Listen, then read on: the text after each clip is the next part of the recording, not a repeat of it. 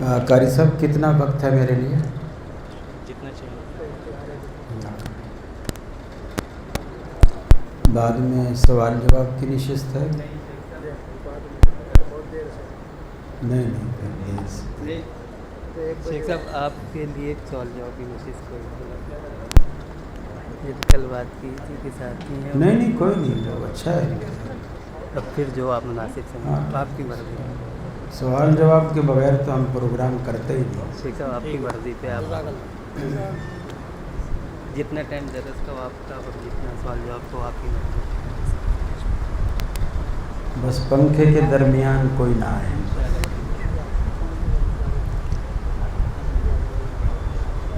الحمدللہ الحمدللہ احمدہ وهو المحمود ابدا ابدا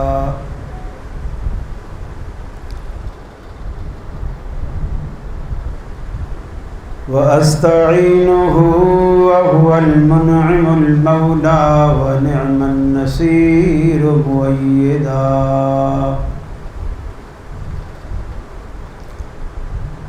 لا شريك له إلها واحدا أحدا فردا صمدا.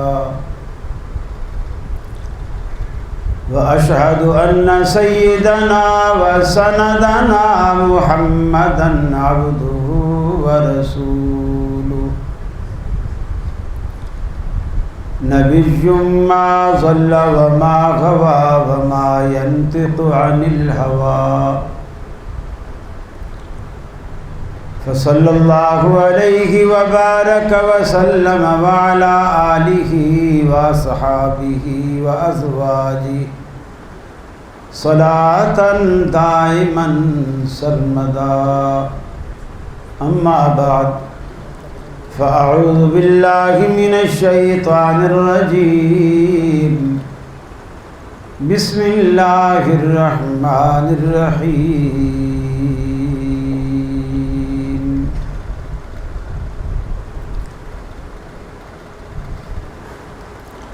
وعباد الرحمن الذين يمشون على الأرض هونا وَإِذَا خَاطَبَهُمُ الْجَاهِلُونَ قَالُوا سَلَامًا. وَالَّذِينَ يَبِيتُونَ لِرَبِّهِمْ سُجَّدًا وَقِيَامًا.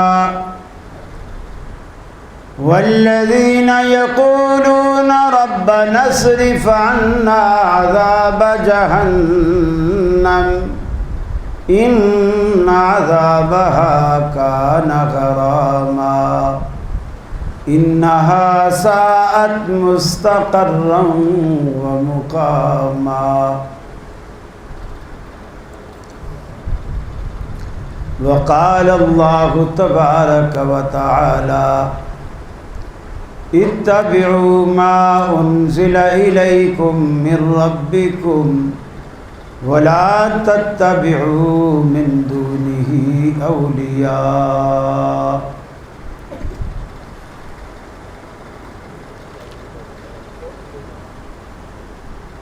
یہ مقصد ہے کہ دنیا سے جہالت دور ہو جائے، کلام اللہ سے مومن کا دل پر نور ہو جائے. یا الہی جب تک کہ میرے جسم میں جان رہے، تجھ پہ صدقے تیرے محبوب پہ قربان رہے. میں رہوں یا نہ رہوں پر دل کی ہے یہ دعا، دین احمد اور عزت قرآن رہے. واجب الاحترام صدر مجلس حضرت محترم قاری بشیر احمد صاحب حافظہ اللہ، دیگر علماء طلباء، میرے اہل توحید بھائیوں،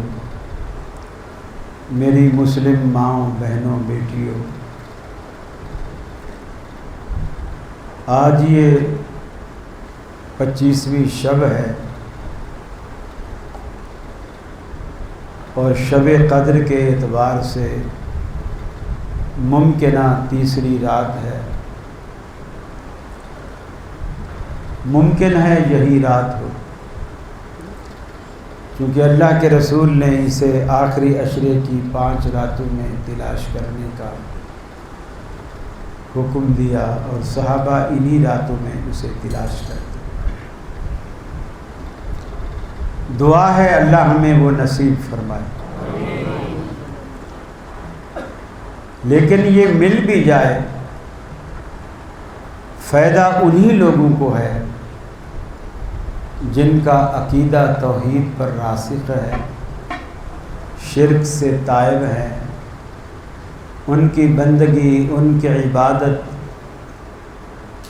اس کے رسول کے طریقے کے مطابق ہے، بدعات اور خرافات سے بچے ہوئے ہیں، تو اس رات کو حاصل کرنے، پانے، عبادت کرنے کا کوئی فائدہ ہے، ورنہ کوئی فائدہ نہیں۔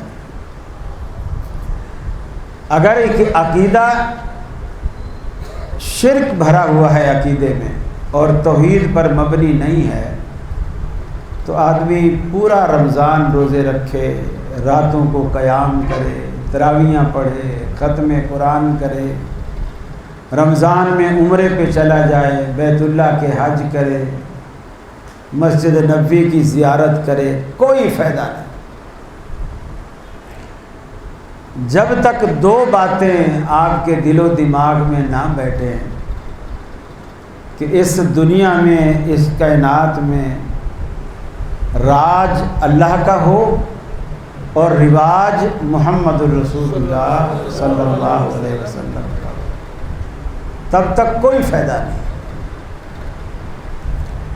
قرآن مجید کی جو آیت کریمہ میں نے آپ کے سامنے تلاوت کی ہے، اس میں اللہ رب العالمین اپنے نیک بندوں کا ذکر کرتا ہے، ان کے کچھ اوصاف بتاتا ہے، اور یہ جو رمضان کا مہینہ ہے یہ ہمیں نیک بنانے کے لیے، تاکہ ہم نیک بن جائیں، ہماری بری عادتیں ہم سے چھوٹ جائیں، اللہ کو ہم منا لیں، اللہ کو راضی کر لیں اور اللہ کو خوش کر کے اس رمضان کو رخصت کریں، تاکہ اس رمضان کے آنے کا جو مقصد ہے وہ ہمیں حاصل۔ کیونکہ اگر رمضان ہم سے ناراض چلا گیا اور ہم نے بس عید کے کپڑے بنوا لیے اور عید والے دن شیر خورما یا سیویاں کھا لی اور رمضان ایسے روٹ کے چلا گیا، ہم نے کچھ نہیں کمایا، بھلے روزے رکھے، بھوکے اور پیاسے رہے، راتوں کو جاگے تو بس جاگتے ہی رہے، کمایا کچھ نہیں۔ وہ بالکل ایسے ہے جیسے آدمی روزانہ دکان پہ جائے، کھول کے بیٹھے، بکری نہ ہو تو پھر وہ پیر فقیر کے چکر میں پڑھ کے لوگوں سے مشورہ کرتا ہے میں کیا کروں۔ وہ کہتے ہیں بس تیری نا دکان پہ بندش ہے، یا تو دکان بدل دے یا کاروبار بدل دے۔ یہ بندش والوں نے بھی ایسا چکر ڈالا ہے، اچھے خاصے دیندار لوگ وہ بندش کے چکر میں پھنسے، بچی کے رشتے نہیں آتے، بندش ہے، کاروبار نہیں ہوتا، بندش ہے، نوکری نہیں لگتی، بندش ہے، نوکری لگتی ہے پھر چھوٹ جاتی ہے، بندش ہے۔ اب آپ سوچیں یہ اتنا خطرناک عقیدہ ہے یہ بندش والا، اتنا خطرناک۔ آپ کہیں گے ہم تو اہل توحید ہیں، اہل حدیث ہیں، ہمیں شرک سے کیا لینا دینا ہے؟ لینا دینا ہے۔ مولوی ایسے نہیں داؤ لگا کے جاتا، جب وہ کہتا ہے بندش ہے، اس کے معنی یہ ہے کہ کسی نے تعویذ کرا کے آپ کے یہ کام رکوا دیے۔ نعوذ باللہ، اللہ تعالیٰ تو آپ کی دکان چلانا چاہتا تھا، تعویذ والے نے تعویذ کر کے رکوا دیا۔ اللہ آپ کے بچوں کے رشتے کرانا چاہتا تھا، تعویذ والے نے تعویذ کر کے رکوا دیا۔ اللہ تعالیٰ آپ کو روزگار دینا چاہتا تھا، تعویذ والے نے تعویذ کر کے رکوا دیا۔ تو مجھے بتائیے ذرا اپنے عقیدے اور ضمیر کو ٹٹول کر کہ نعوذ باللہ من ذالک، کون جیتا اور کون ہارا؟ کون جیتا، مولوی یا رب؟ مولوی جیتا۔ تو آپ کی توحید کدھر گئی؟ کدھر گئی آپ کی توحید؟ آپ لوگوں کو تو برا بھلا کہتے ہیں، یہ ایسوں سے مانگتے ہیں، ایسوں کے پیچھے جاتے ہیں جو ان کو کچھ نہیں دے سکتے، تو رب کو کمزور تو آپ نے بھی کر دیا نا۔ کہاں گئی توحید آپ کی؟ اور جو ہمیں توحید سکھلانے والے ہیں محمد الرسول اللہ صلی اللہ علیہ وسلم، کبھی آپ ان سے بھی تو پوچھیں اس بارے میں ان کا کیا عقیدہ ہے۔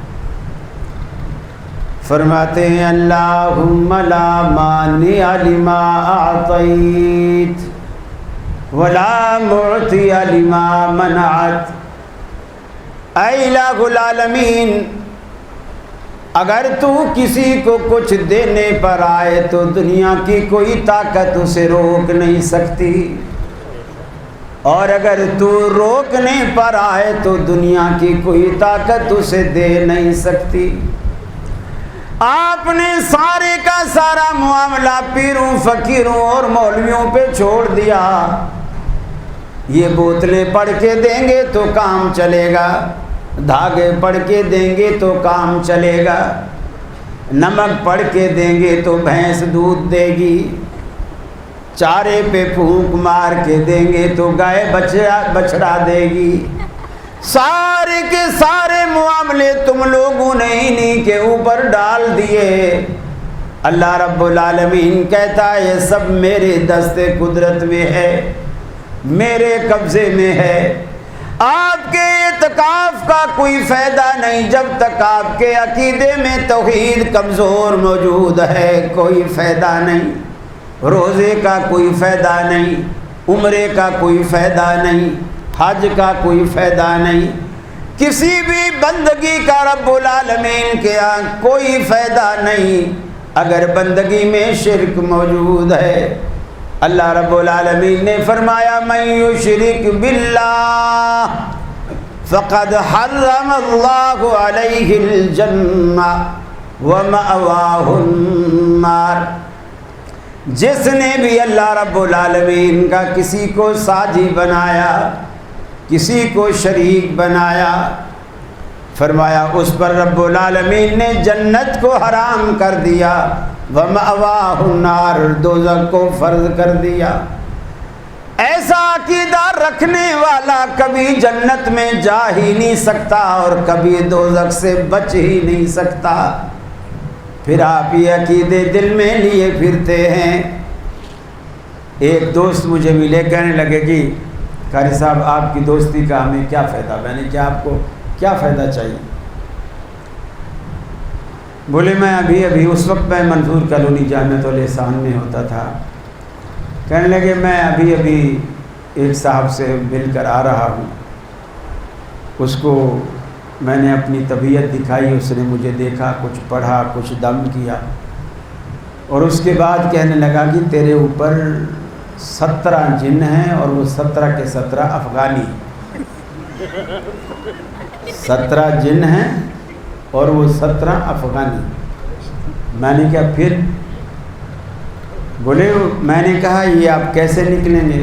بولے 40,000 روپیہ لگے گا، مجھے کئی راتیں بیٹھ کر پڑھنا پڑے گا، چونکہ یہ افغانی جن جو ہیں بڑے ضدی ہوتے ہیں، یہ ایسے آسانی سے نہیں جاتے، مجھے بہت ریاضت کرنی پڑے گی، اس کے لیے 40,000 روپیہ لگے گا۔ میں نے کہا پھر؟ بولے میں نے 25,000 میں سودا کیا ہے اس سے، 25,000 میں اس کو دے کر آیا ہوں۔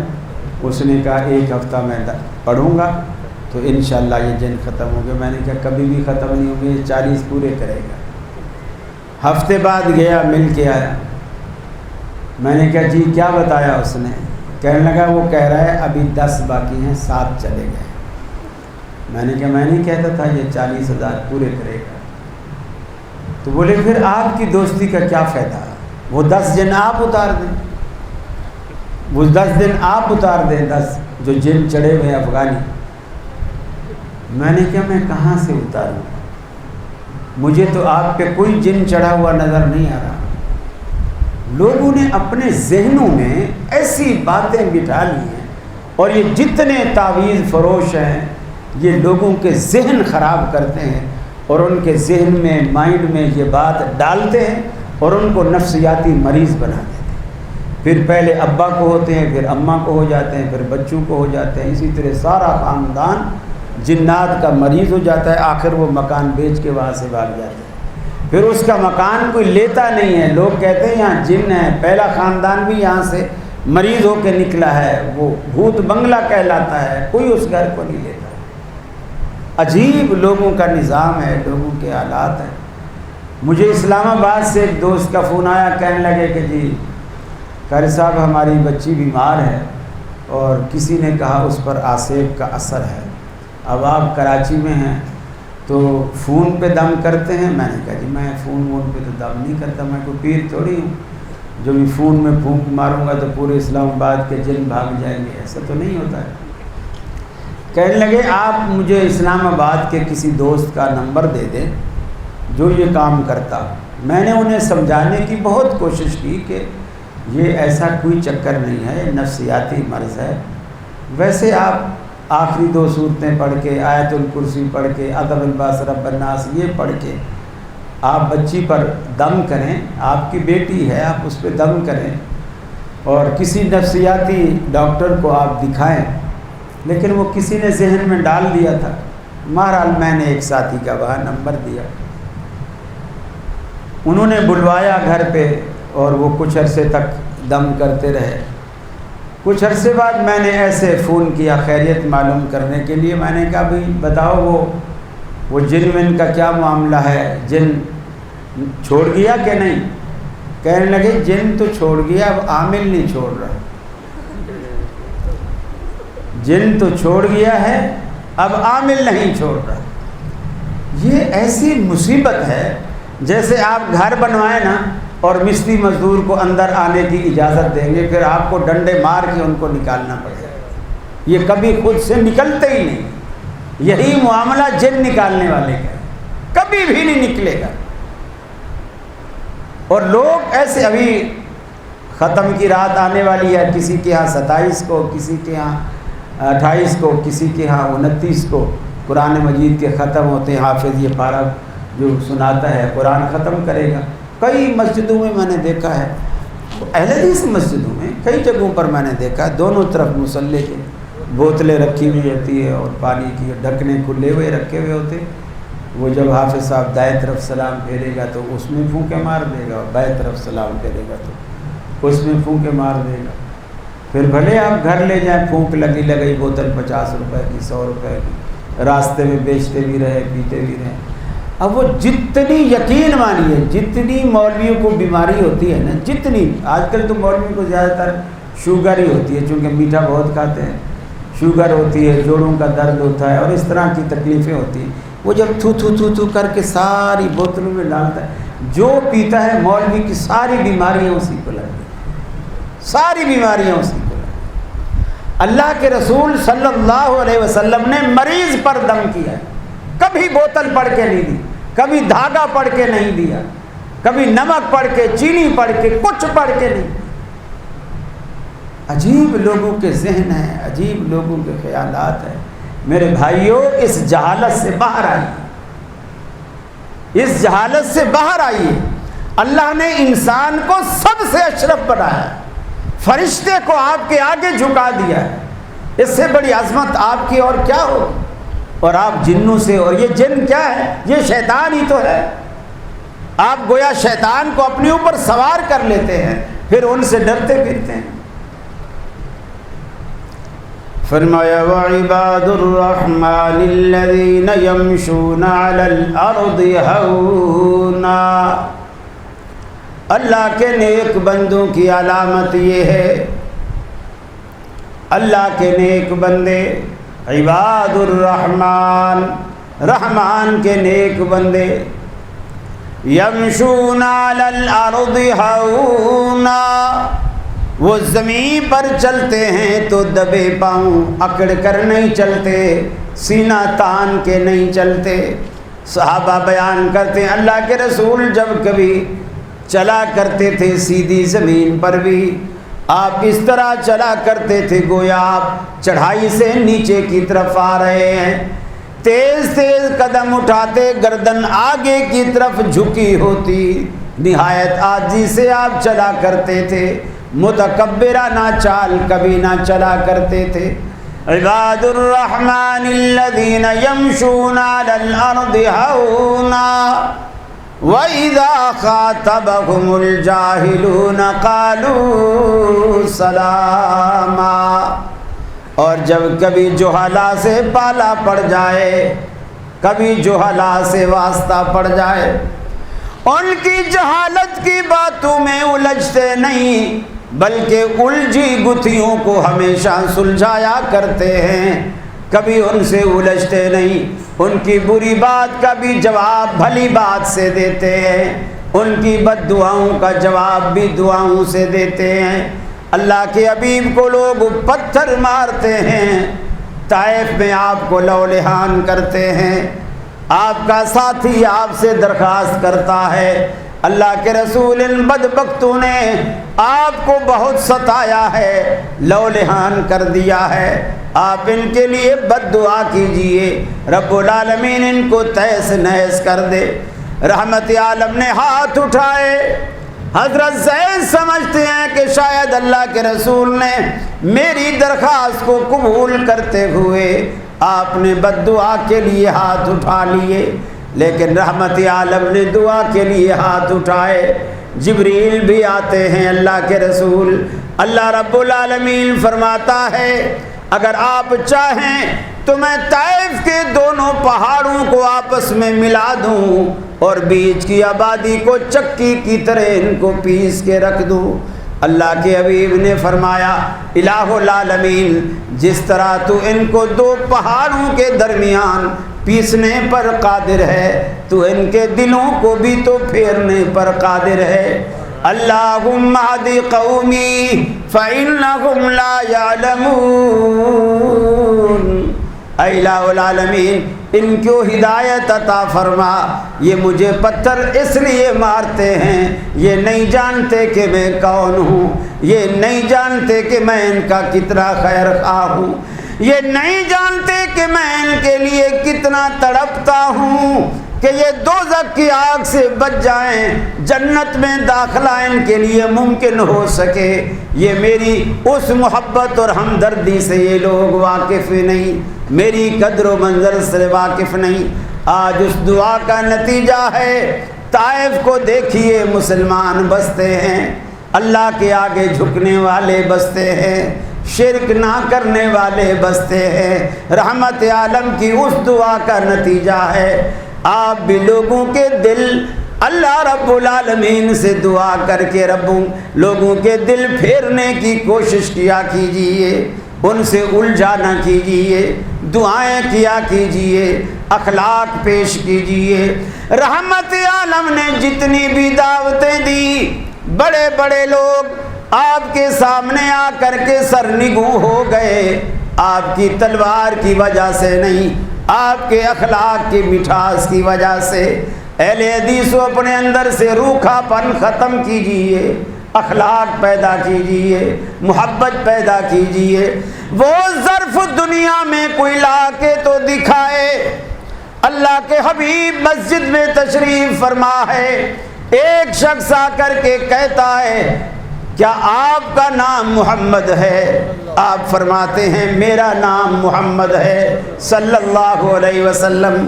کہتا ہے کیا آپ اللہ کے رسول ہیں؟ آپ فرماتے ہیں جی میں اللہ کا رسول ہوں۔ وہ پھر کہتا ہے کیا واقعی آپ اللہ کے رسول ہیں؟ آپ فرماتے ہیں واقعی میں اللہ کا رسول ہوں۔ وہ پھر کہتا ہے کہ آپ قسم کھا کر کے کہتے ہیں کہ آپ اللہ کے رسول ہیں؟ آپ فرماتے ہیں میں قسم کھا کر کہتا ہوں میں اللہ کا رسول ہوں۔ آپ نے ایک مرتبہ بھی غصہ نہیں فرمایا، ایک مرتبہ بھی۔ آپ مسجد میں تشریف فرما ہے، ایک بدو، ایک دیہاتی مسجد میں داخل ہو جاتا ہے، اونٹنی پر سوار ہے، اونٹنی کو مسجد کے صحن میں بٹھاتا ہے، مسجد کے صحن کے کونے میں پیشاب کرنے بیٹھ جاتا ہے۔ صحابہ اسے مارنے کے لیے دوڑتے ہیں، رحمت عالم نے ان کو روکا اور روک کر کے کہا کہ تم اللہ رب العالمین کی طرف سے دنیا کے لیے رحمت بنا کر بھیجے گئے ہو، زحمت بنا کر نہیں بھیجے گئے، اسے پیشاب کرنے دو۔ جب وہ فارغ ہو گیا، آپ کی طرف آیا، آپ نے اسے سمجھایا اور کہا کہ یہ مسجدیں پاکیزہ جگہ ہیں، اللہ کی بندگی کے لیے، عبادت کے لیے، قرآن کی تلاوت کے لیے، ذکر اذکار کے لیے یہ مسجدیں اس لیے بنائی جاتی ہیں، بول و براز کے لیے نہیں بنائی جاتی۔ آپ نے پانی منگوایا، اس کے پیشاب پر آپ نے پانی بہا کے اسے صحن سے باہر نکال دیا۔ وہ شخص اٹھتا ہے، دعا کرتا ہے رب العالمین سے، اے الہ العالمین مجھ پہ رحم فرما، محمد صلی اللہ علیہ وسلم پہ رحم فرما، اور پھر ہمارے بعد کسی پر رحم نہ فرما۔ اللہ کے رسول نے فرمایا اللہ کی رحمت جو اتنی بڑی وسیع ہے، اتنی بڑی وسیع رحمت کو تو اتنا محدود کرتا ہے، صرف 2 بندوں کے لیے وہ کہتا ہے اللہ کے رسول میری جان تو صرف آپ نے بچائی ہے، یہ تو مارنے کے لیے دوڑے ہیں۔ اللہ کے رسول کے اخلاق کو دیکھ کر وہ شخص مسلمان ہوتا ہے، اللہ کے رسول کے پیار کو دیکھ کر۔ آپ مسجد میں تشریف فرما ہے، مسجد صحابہ کرام سے کھچا کھچ بھری ہوئی ہے۔ ایک نوجوان مجمع میں سے کھڑا ہوتا ہے، مجمع میں کھڑے ہو کر اللہ کے رسول سے کہتا ہے آپ کی ساری باتیں مجھے منظور ہیں، نماز بھی پڑھوں گا، روزے بھی رکھوں گا، ساری کی ساری آپ کی فرما برداری میں کروں گا، صرف ایک بات کی اجازت دیجیے، مجھے زنا کی بڑی لت ہے، میں اسے نہیں چھوڑ سکتا، مجھے صرف زنا کی اجازت دیجیے، باقی ساری پابندیاں نمٹاؤں گا۔ مسجد نبوی کے اندر اللہ کے رسول سے صحابہ کرام کی موجودگی میں زنا کی اجازت مانگتا ہے۔ صحابہ کوئی اسے قمیض پکڑ کر نیچے کی طرف کھینچتے ہیں، بٹھانے کی کوشش کرتے ہیں۔ اللہ کے رسول فرماتے ہیں نہیں نہیں، اسے بٹھانے کی کوشش نہ کرو، میرے پاس آنے دو۔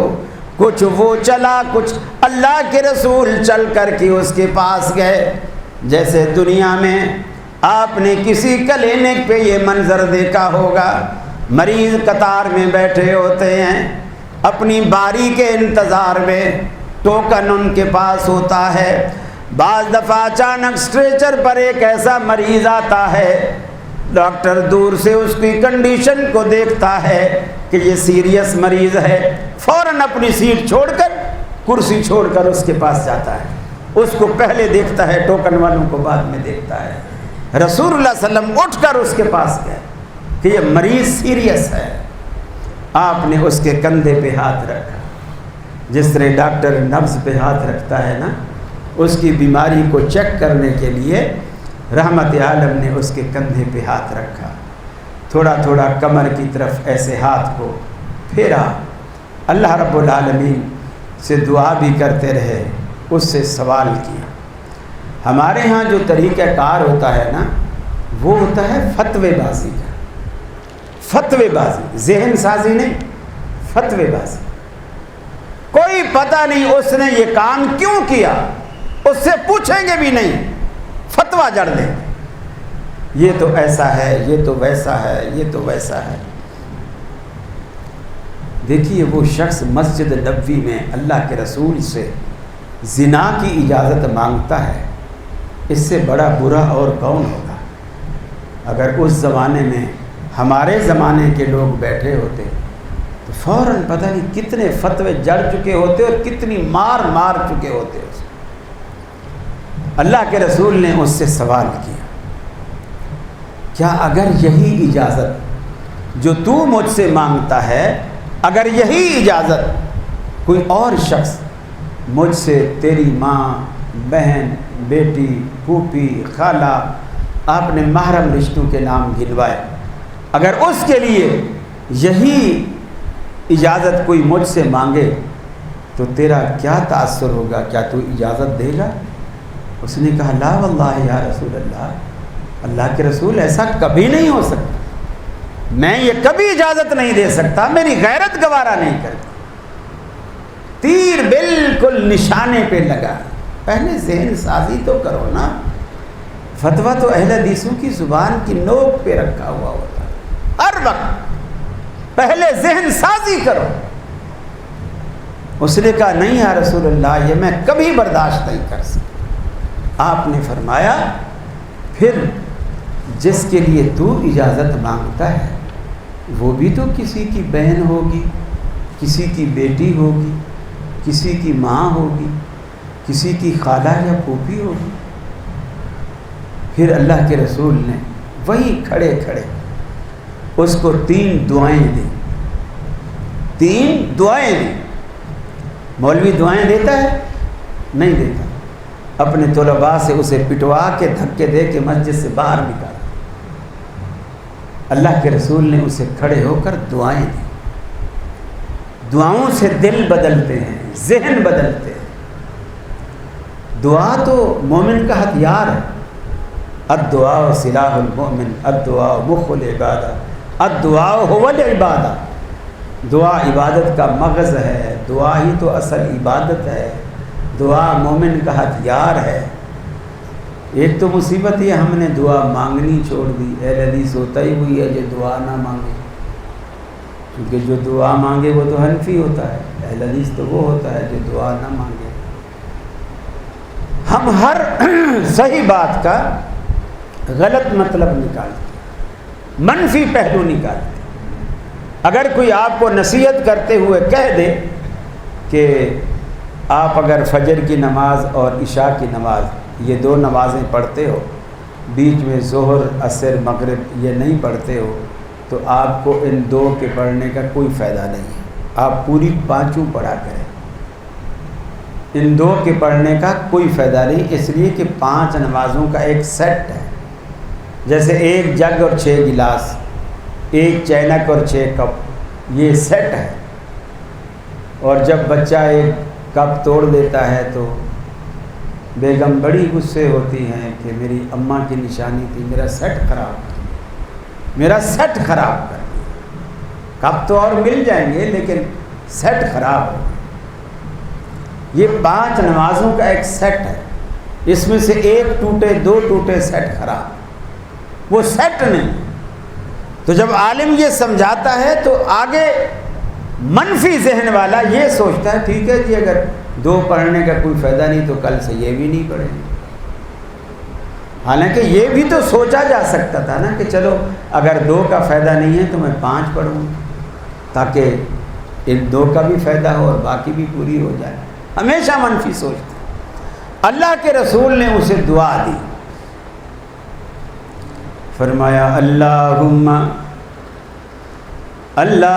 اغفر ذنبہ طہر قلبہ احسن فرجہ۔ 3 دعائیں رحمت عالم صلی اللہ علیہ وسلم نے اس کے کندھے پر ہاتھ رکھ کر دی، اے اللہ اس کے گناہوں کو معاف فرما دے، طہر قلبہ اس کے دل کو پاک کر دے، احسن فرجہ اس کی آبرو کی حفاظت فرما لے۔ صحابہ بیان کرتے ہیں کہ اس دن کے بعد ہم نے ساری زندگی جب تک بھی وہ زندہ رہا ہم نے اس کو دیکھا، جب بھی راستہ چلتا تھا، جب بھی گھر سے باہر نکلتا تھا، کسی گناہ میں گرنا تو دور کی بات ہے، ہم نے کبھی اسے نظر اوپر اٹھا کر بھی نہیں دیکھا۔ ساری کی ساری زندگی نظریں نیچے جھکا کر کے چلتا رہا۔ اللہ کے رسول کی دعاؤں کا بھی اثر ہو گیا، آپ کی ذہن سازی کا بھی اثر ہو گیا۔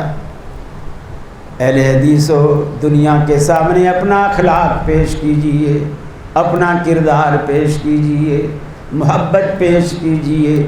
جس رسول کے ماننے والے ہو وہ پیغمبر دنیا میں محبت بانٹتا ہے، نفرتیں نہیں بانٹتا، پیار بانٹتا ہے، دشمنیاں نہیں بانٹتا۔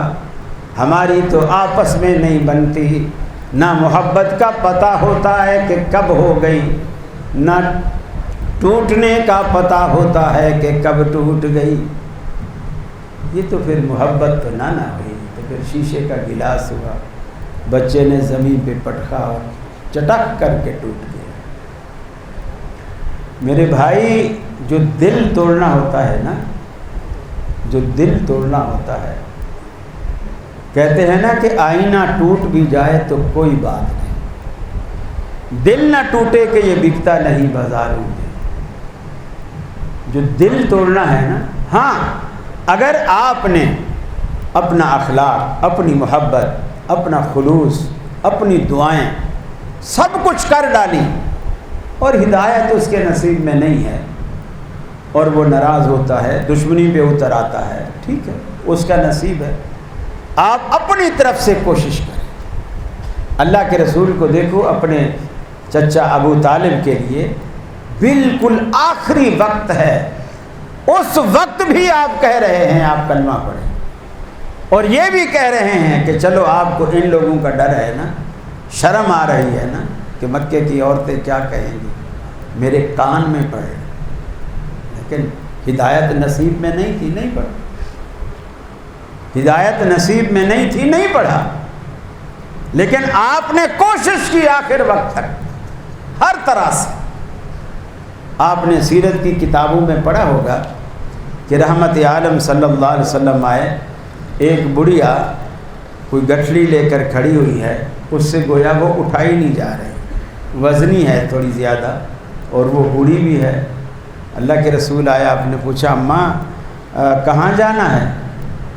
کہا بیٹا یہ فلاں جو بستی ہے مدینے سے کچھ فاصلے پر بتائی، وہاں جانا ہے۔ اماں میں چھوڑ دوں آپ کو؟ گٹھلی اٹھا لی۔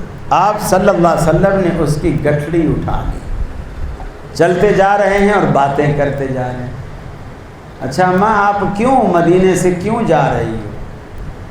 کہا بیٹا کیا بتاؤں، ایک شخص آیا ہے، وہ جو محمد نامی شخص ہے، وہ سب کو لڑوا رہا ہے، باپ بیٹے کے رشتے ختم ہو گئے ہیں، باپ دادا کا دین چھوٹ گیا ہے، لوگ آپس میں لڑ رہے ہیں، وہ تو کوئی نعوذ باللہ ایسا شخص آیا ہے، میں اسی کے شر سے بچنے کے لیے میں مدینہ چھوڑ کر فلاں محلے میں جا رہے ہیں۔ آپ سنتے رہے، ایک دفعہ بھی اس کا دل دکھانے کے لیے یہ نہیں کہا کہ تو جس کے شر سے بچنے کے لیے گھر چھوڑ کے، علاقہ چھوڑ کے جا رہی ہو، میں وہی محمد ہوں، اور گٹھلی پھینک کر کہا ہو کہ دفع ہو، خود ہی اٹھا لے، ہم تیری گٹھلیاں اٹھاتے پھر رہے ہیں اور تو ہمیں گالیاں دیتی۔ آپ نے ایک دفعہ بھی نہیں۔ جب اس کی بستی میں پہنچ گئے، گٹھلی اتار کے رکھ دی، سلام کر کے واپس آنے لگے تو اس نے کہا بیٹا کتنے اچھے ہو، کاش وہ محمد بھی ایسا ہوتا۔ اب آپ نے کہا اماں میں وہی محمد ہوں جس کے ڈر سے تو نے وہ مدینہ چھوڑا ہے۔ پھر وہ رہ سکتی تھی کہ وہ اسلام قبول نہ کرے؟ کیسے رہ سکتی؟ ثمامہ بن اسال رضی اللہ تعالیٰ عنہ کو دیکھو، بادشاہوں والے ٹھاٹ باٹ، آپ کو قتل کرنے کے ارادے سے آیا ہے، مدینے میں داخل ہو گیا ہے، آپ کو ڈھونڈتا پھرتا ہے، صحابہ کرام میں CID والوں نے ان کو پکڑ لیا، پکڑ کر رسول اللہ صلی اللہ علیہ وسلم کے پاس لے آئے۔ اللہ کے رسول صلی اللہ علیہ وسلم نے حکم کیا کہ اسے مسجد کے ستون کے ساتھ باندھ۔ اب دیکھو وہ مسجد بھی ہے، جیل خانہ بھی ہے، تربیت گاہ بھی ہے، سفارت خانہ بھی ہے، بڑے بڑے سفراء آتے ہیں، ملاقات وہیں ہوتی ہے، اور صفہ کی درس گاہ بھی ہے۔ دنیا کی سب سے پہلی ریزیڈینشل یونیورسٹی بھی ہے، وہ عبادت کی جگہ بھی ہے، ممبر بھی ہے، آپ فیصلے بھی وہاں کرتے ہیں، گویا سپریم کورٹ کی عدالت بھی وہ ہے۔ مسجد کا ایک مقام ہے جو اسلام نے اس کو دیا ہے۔ ہم تو بس یہی سمجھ لیا ہے کہ بس نماز پڑھیں گے، اس کے بعد مسجد کو تالا لگ جائے گا، یا کسی کو پیشاب زور کرے گا تو محلے سے پوچھے گا یہاں کوئی مسجد ہے، وہ پوچھے گا کیوں جی پیشاب کرنا ہے۔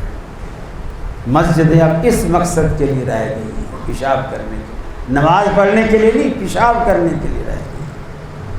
آپ نے بندھوا دیا پلر کے ساتھ، بندہ صرف اسے کھانا کھلانے کے لیے چھوڑتے ہیں، بول و براز کے لیے چھوڑتے ہیں، پھر باندھ دیتے ہیں۔ اللہ کے رسول نے جب نماز پڑھنے آتے ہیں اس سے پوچھتے ہیں سماما کیا حال ہے تمہارا؟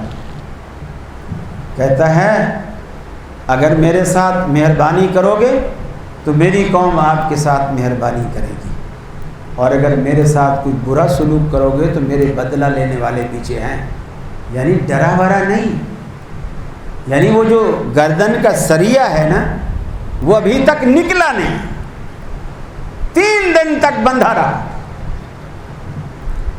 3 دن گزرنے کے بعد آپ نے پوچھا، اس نے وہی جواب دیا اگر مہربانی کرو گے تو ہماری قوم آپ کے ساتھ مہربانی کرے گی، اور اگر کسی قسم کی آپ نے ہمارے ساتھ سختی کی تو میری قوم بدلہ لینا جانتی ہے۔ اللہ کے رسول نے اپنا جانی دشمن ہے، اللہ کے رسول نے اسے چھوڑ دیا، مسجد کے باہر گیا، غسل کیا، واپس آیا۔ سماما کیا بات ہے، واپس کیوں آیا؟ کہا اب یہ عزم لے کر آیا ہوں کہ اب موت آئے گی تو وہ بھی آپ کے قدموں میں آئے گی۔ یہ کس چیز نے اس کی گردن سے سریا نکالا؟ تلوار نے نہیں، آپ کے اخلاق میں، آپ کے پیار میں۔ آپ کی دعوت اتنا پھیلے گی، یہ اس جیسی 4 مسجدیں بھی یہاں اکٹھی ہو جائیں وہ بھی کم پڑیں گی، اتنی دعوت پھیلے گی انشاءاللہ۔ محبت کی ضرورت ہے، پیار کی ضرورت ہے، اخلاق کی ضرورت ہے۔ میں یہ نہیں کہتا کہ آپ ہر کسی کو شربت پلاتے رہو، روح افزا پلاؤ، نہیں، آپ ملتے وقت چہرے پر مسکراہٹ لے آؤ، پیشانی کے بل ختم کر دو۔ آپ نے فرمایا کسی مسلمان بھائی کو ملتے وقت چہرے پر مسکراہٹ لے آنا یہ بھی صدقہ ہے۔ ارے آپ کے پاس پیسے نہیں ہیں تو یہ تو مفت کا صدقہ ہے نا، یہ مفت کے صدقے تو کر کے دیکھو۔ وَإِذَا خَاطَبَهُمُ الْجَاهِلُونَ قَالُوا سَلَامًا، جب بھی جو اللہ سے مخاطب ہوتے ہیں سلامتی کی بات کرتے ہیں، کبھی گالی کا جواب گالی سے نہیں دیتے۔ والذین یبیتون لربہم سجدا وقیاما، اور ان کی راتیں دیکھو رب العالمین کے حضور جاگتے گزر جاتی ہیں، کبھی قیام میں، کبھی رکوع میں، کبھی سجدے میں۔ راتیں ان کی رب العالمین کے حضور سربا سجود ہو کر کے گزر جاتی ہیں، سجدا و قیاما، کبھی قیام کی حالت میں، کبھی سجدے کی حالت میں اپنی راتیں گزارتے ہیں۔ ارے سجدے تو ہم بھی کرتے ہیں، قیام تو ہم بھی کرتے ہیں، لیکن ہمارے قیام کا، ہمارے سجدوں کا ہمیں صلہ کیوں نہیں ملتا؟ کتنے لوگ ایسے ہیں جنہوں نے اپنے دلوں کے اندر پیر فقیر ملنگ کے بت سجائے ہوئے ہیں، ان کی عقیدت کے بت دلوں میں رکھے ہیں، کہتے ہیں ہم نے تیرے ملنے کی ترکیب یہ سوچی ہے، دل میں ہی بنا لیں گے چھوٹا سا صنم خانہ، دل کے آئینہ میں ہے تصویر یار، جب ذرا گردن جھکائی دیکھ لی۔ اقبال کہتا ہے کبھی سر بسجدہ ہوا جو میں تو زمین سے آنے لگی صدا، تیرا دل تو ہے صنم آشنا، تجھے کیا ملے گا نماز میں۔ ارے نماز میں بتوں کی عقیدت رکھ کر کبھی کچھ حاصل نہیں ہوتا۔ مدینے میں بھی جا کر کے کتنے لوگ ایسے ہیں، مدینے میں جانے کے بعد بھی صف میں یا نماز پڑھنے کے لیے ایسی جگہ ڈھونڈتے ہیں جہاں روضہ سامنے ہو۔ میں نے خود لڑتے ہوئے دیکھا لوگوں کو، یہاں میں کھڑا ہوں گا روضہ سامنے ہو۔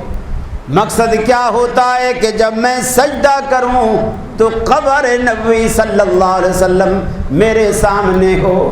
یہ عقیدت کے بت جب دل میں رکھ کر سجدے کرو گے، اللہ کی قسم نمازوں سے کچھ نہیں ملنے کا، روزے سے کچھ نہیں ملنے کا۔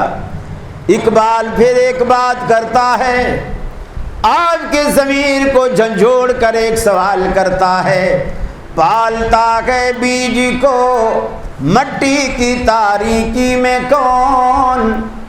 بولو نا لکھنؤ سوسائٹی والوں کون؟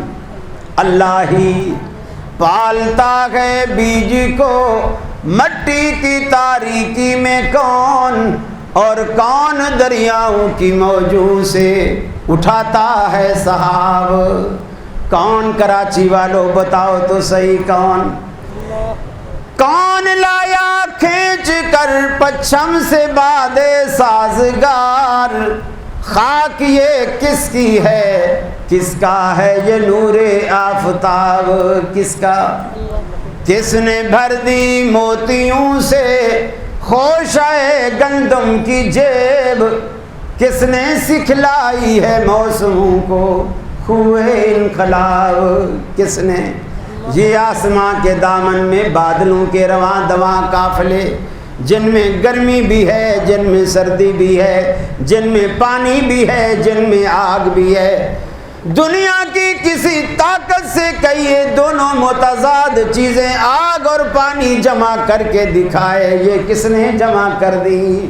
اللہ رب العالمین نے۔ یہاں ہم دنیا میں دیکھتے ہیں کہیں نخل مرکز کی چھاؤں میں سجدے، کہیں مرنے والے کے پاؤں میں سجدے، اشاروں میں سجدے، نگاہوں میں سجدے، یہاں اور وہاں خانقاہوں پہ سجدے، یہ قبہ پرستی کے پامال سجدے، مزاروں پہ جا جا کے ہر سال سجدے، مزاروں پہ جاتے ہو بہرے سفارش، جو خود سو چکے کیا سنیں گے گزارش، جو مائل بخواب اجل ہو چکے ہیں، لحد میں جو آرام سے سو چکے ہیں، جو کروٹ بدلنا نہیں جانتے ہیں، انہیں آپ مشکل کشا مانتے ہیں۔ ارے کبھی تو سوچا ہوتا، کبھی تو سوچا ہوتا، زندہ خدا کو، زندہ رب کو چھوڑ کر مردوں سے امیدیں رکھی ہوئی ہیں۔ بتوں سے تجھ کو امیدیں، خدا سے نا امیدی، مجھے بتا تو صحیح اور کافری کیا ہے؟ دنیا پہ فتوے لگاتا ہے، بتوں سے امیدیں رکھے ہوئے اللہ رب العالمین سے مایوس ہوا کھڑا ہے، اس سے سوا بڑی کافری اور کیا ہوگی؟ اللہ رب العالمین سے امیدیں وابستہ کیجیے، اللہ رب العالمین کے آگے دامن پھیلائیے۔ آج یہ بڑی بابرکت رات ہے، عین ممکن ہے کہ رب العالمین نے وہ شب قدر کا جوہر اسی رات میں چھپا رکھا ہو۔ ان تمام تاثراتوں کو وہی رات سمجھ کر گزار دیجئے۔ اللہ کو دو آنکھوں، اپنی دونوں آنکھوں سے ندامت کے دو اشک بہا کے رب العالمین کے آگے اپنی ندامت کا اظہار کر دیجئے۔ اللہ کے حضور سجدہ ریز ہو جائیے، دامن پھیلا لیجئے، ہاتھ اٹھا لیجئے، اکیلے رب العالمین کو پکاریے، بیچ میں کوئی واسطہ، کوئی وسیلہ کچھ نہ ڈالیے۔ رب العالمین اپنے کلام پاک میں فرماتا ہے، قال ربکم ادعونی استجب لکم، تمہارا داتا، تمہارا پالنہار، تمہارا رب تمہیں کہتا ہے ادعونی استجب لکم، مجھے پکارا کرو، میں تمہاری دعاؤں کو صرف سنتا ہی نہیں، استجب لکم، میں تمہاری دعائیں قبول کرتا ہوں۔ इन्नल्लज़ीन यस्तकबिरून अन इबादती सयदखुलून जहन्नम दाखिरीन। जो हमारी इबादत से, हमारे सामने दुआ करने से इतराते हैं, फ़ख्र करते हैं, तकब्बुर करते हैं, गुरूर करते हैं, हम रब्बुल आलमीन के सागे, हम चौधरी होकर, सरदार होकर रब्बुल आलमीन के आगे हाथ उठाएं, इसमें अपनी ज़िल्लत और हद तक महसूस करते हैं। रब्बुल आलमीन फरमाता है ऐसे लोगों को रोज़े क़यामत ज़लील करके हम जहन्नम रसीद करेंगे। अल्लाह से मांग के तो देखो, दामन फैला के तो देखो, हाथ उठा के तो देखो, उसके लुत्फ़ व करम को आज़मा के तो देखो। अल्लाह की रहमत कहती है मेरे बंदे मेरे दरवाज़े पर आ तो सही, मेरे लुत्फ़ व करम को आज़मा तो सही, अपनी ज़बीने नियाज झुका तो सही, अपना दुखड़ा मुझे सुना तो सही। ऐ मेरे बंदे तेरे आने में देर हो सकती है, मेरे राज़ी होने में हरगिज़ देर न होगी। क्यों गिले करता है कि रब सुनता नहीं, तूने मुझसे मांगा ही कब है। अरे जो मांगने का तरीक़ा है उस तरह मांगो, दरे करीम से बंदे को क्या नहीं मिलता। मांगने का सलीका आना चाहिए। वो देने वाला ख़ज़ानों का मालिक है, सारे ख़ज़ानों की कुंजियाँ रब्बुल आलमीन के पास हैं, सारे ख़ज़ानों का वो अकेला मालिक है। अल्लाह रब्बुल आलमीन के सिवा कोई उसका मालिक नहीं, कोई उसमें साझी नहीं, कोई उसमें शरीक नहीं। इस अकीदे के साथ आप रमज़ान गुजारिए, इस अकीदे के साथ आज शब कद्र गुजार के देख लीजिए। इंशाअल्लाह रब्बुल आलमीन तौहीद की बरकत से आपकी काया पलट देगा। मौलवियों के चक्कर में ना आइए, पीर फ़कीर के पास कुछ नहीं, जो कुछ है रब्बुल आलमीन के पास है। अल्लाह के हबीब रब्बुल आलमीन से कहते हैं इलाहुल आलमीन मैं तेरे दर का फ़कीर हूँ।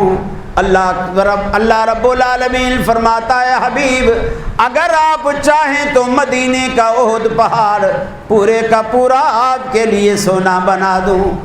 अल्लाह के लिए कोई मुश्किल नहीं। इज़ा अरादा शैयन अन यक़ूल लहू कुन फ़यकून, वो तो जब भी किसी अम्र का इरादा कर लेता है उसे कहता है हो जा, वो चीज़ फ़ौरन वजूद में आ जाती है। अल्लाह के लिए कोई मुश्किल नहीं।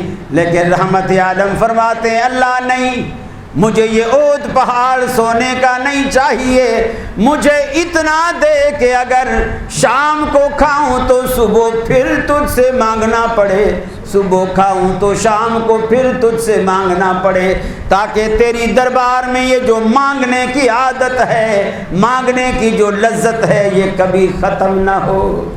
अल्लाह से मांगा कीजिए, गिड़गिड़ा के मांगा कीजिए। बे औलाद है अल्लाह से औलादे मांगिए, बेरोज़गार है अल्लाह से रोज़गार मांगिए। क्यों तावीज़ वालों के पीछे पड़ते हैं? अल्लाह रब्बुल आलमीन हर ख़ज़ाने उसके पास, हर ख़ज़ाने उसके पास। बाकी सारे कंगले हैं, सारे गरीब हैं, सारे फ़कीर हैं। अंतुमुल फ़ुक़राउ इलल्लाह, तुम सारे के सारे अल्लाह के दर के फ़कीर। उसमें क्या नबी, क्या वली, क्या सहाबा, क्या सुलहा, क्या फ़ुक़हा, क्या मुहद्दिसीन, क़यामत तक जितनी कायनात है सारी की सारी अंतुमुल फ़ुक़राउ इलल्लाह, अल्लाह के दर के फ़कीर। अल्लाह के आगे किसी की नहीं चलती, अल्लाह की सब पर चलती है। सारी दुनिया उसकी मोहताज है, वो किसी का मोहताज नहीं।